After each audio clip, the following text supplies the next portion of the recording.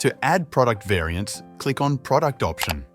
Now, select your product, then click on Add option in Variants options.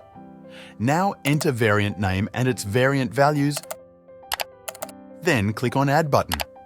Here, your product variants are created depending on number of variants, then click on any variant. Here, you can add different prices, SKU, barcode for each variant. Now to add variant image, click on plus icon under Product Media section, then upload and select your image and click on Add image. Save the setting.